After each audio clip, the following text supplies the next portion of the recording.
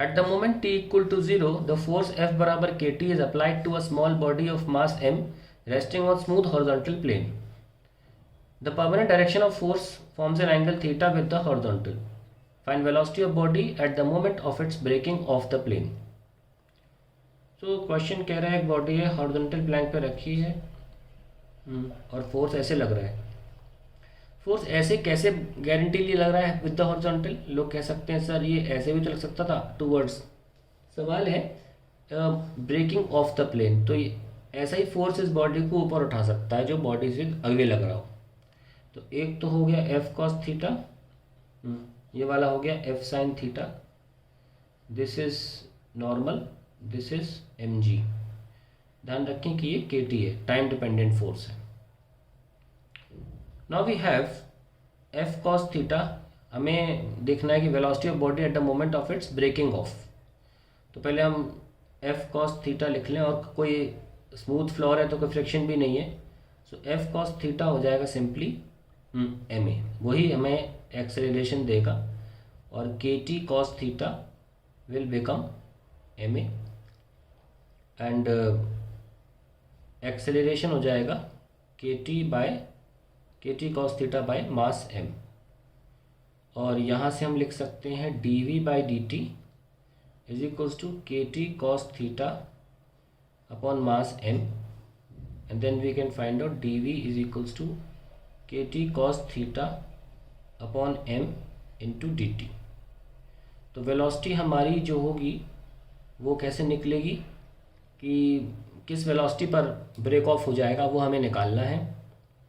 तो हम वेलोसिटी निकालेंगे, इसमें से के कॉस थीटा और एम कांस्टेंट है, और इंटीग्रेशन होगा टी डी टी का, ठीक है। अब वो हमें टाइम निकालना है कि कब वो ब्रेक होती है। Let us see how to इस पार्ट को सॉल्व करें। F sine theta plus N equals to M G. Vertical forces जो है बैलेंस कर रहा हूँ मैं। ये तो होगा K T sine theta plus N equals to M G. Now when body breaks off leaves the floor तब एन ज़ीरो होगा।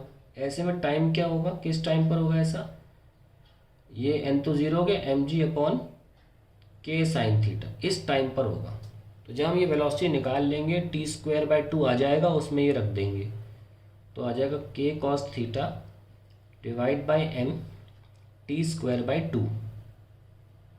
अब टी स्क्वायर में ये आ जाएगा, so we have K cos theta by two M into M square G square by K square sine square theta. ये M आप cancel कर सकते हैं। तो फाइनल आंसर मैं रेड पेन से लिख रहा हूँ ताकि क्लियरली दिख जाए। एक के भी चला जाएगा, तो हमारे पास बचेगा M G square cos theta upon two K sine square theta. So this is the velocity at which it will leave the floor. I hope सबको सही लिखा है, M G square cos theta, ठीक है। आज ज़बरदस्ती कुछ और बनाना चाहें तो कॉट थीटा कोसेक थीटा भी लिख सकते हैं, पर ये भी ठीक है। Next part is the distance traverse by the body up to this moment. अगर डिस्टेंस निकालना है तो वापस हमें वेलोसिटी के टाइम एक्सप्रेशन में चलना होगा। क्या है वो? That is K cos theta by two M T square, K cos theta by two M and T square. लिखेंगे हम D X by D T is K cos theta by two M T square, D X zero से S is K cos theta by two M, ये हो जाएगा T cube by three.